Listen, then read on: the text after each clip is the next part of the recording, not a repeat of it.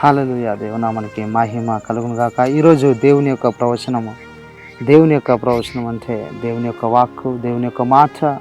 దేవుడే స్వయంగా ఈరోజు నీతో మాట్లాడుతున్నాడు. చూడండి, బైబిల్ స్పష్టంగా తెలియజేస్తుంది. ప్రభు ఈరోజు మనకిచ్చిన వాక్కు, ప్రవచన వాక్కు ఏమిటంటే ఫిలిప్పీలకు రాసిన పత్రిక 4వ అధ్యాయము 11వ వచనము.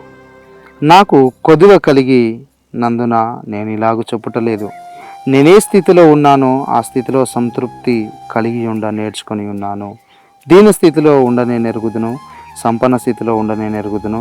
ప్రతి విషయంలోనూ అన్ని కార్యములలోనూ కడుపు నిండి ఉండుటను, ఆకలి గొని ఉండుటను, సమృద్ధి కలిగి ఉండుటను, లేములో ఉండుటను నేర్చుకొని ఉన్నాను. హల్లెలూయా. బైబిల్ స్పష్టంగా తెలియజేస్తుంది. ఇక్కడ అపోస్తలుడైన పౌలు ఒక బలమైన మాటను అంటూ ఉన్నాడు. ఏంటంటే అన్ని స్థితుల్లో ఆయన ఉండడము నేర్చుకొని ఉన్నాడట.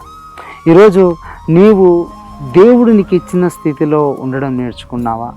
లేదంటే ప్రభా మాకు ఇది లేదు అది లేదని నువ్వు కంప్లైంట్స్ చేస్తున్నావా?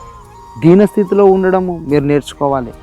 సంపన్న స్థితికి వచ్చిన తర్వాత సంపన్న స్థితిలో ఏ విధంగా ప్రభుకి లోబడి ఉండాలో నేర్చుకోవాలి. కొంతమంది ఉన్నారండి విశ్వాసంలోనే, చాలామంది ఉన్నారు. ఒకవేళ మీరు ఇదే విధంగా ఉంటే నిజంగా అండి ఈరోజు ఈ యొక్క ప్రవచన వాక్కు మీలో మార్పును తీసుకొస్తుందని నేను విశ్వసించి ధైర్యంగా దేవుని సేవకునిగా ఈ యొక్క వాక్కును, ప్రభు నాకు అందించిన వాక్కును మీకు అందజేస్తూ ఉన్నాను.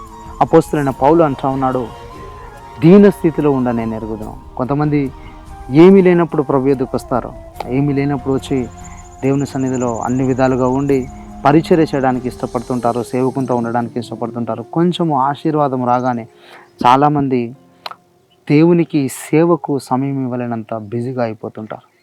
ఇంకొంతమంది డబ్బు లేనప్పుడు దేవునికి దగ్గరగా ఉంటారు, డబ్బు వచ్చిన తర్వాత దేవునికి దూరం అవుతుంటారు. ఇంకొంతమంది డబ్బులు ఉన్నప్పుడే దేవుని యుద్ధ ఉంటారు.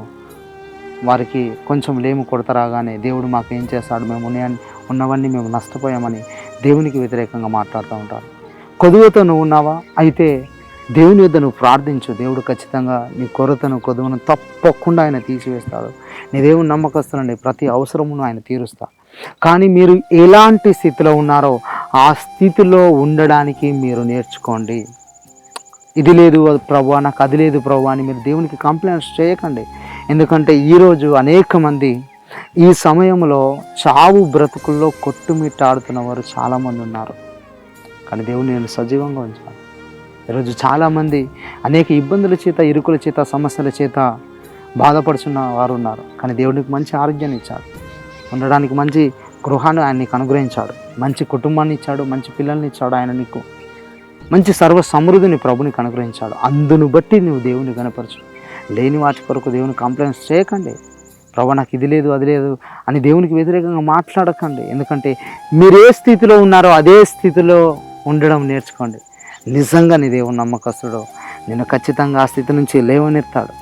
నిజంగా యోసేపు గుంటలో ఉన్నప్పుడు దేవుని నమ్మాడు. యోసేపు దేవుణ్ణి యోసేపు నమ్మాడు కాబట్టి, దేవుణ్ణి యోసేపు నమ్మాడు కాబట్టి దేవుడు యోసేపు నా గుంటలో నుండి పైకి తీసుకొచ్చాడు. ఆయన ఐగుప్తుకి బానిసగా అమ్మబడ్డాడు. ఆయన బానిసగా అమ్మబడిన వ్యక్తిని, గుంటలో ఉన్న వ్యక్తిని దేవుడు ప్రైమ్ మినిస్టర్ పొజిషన్కి తీసుకొచ్చాడు. ఎందుకు? యోసేపుని దేవుడు అంత ఆశీర్వదించాడు.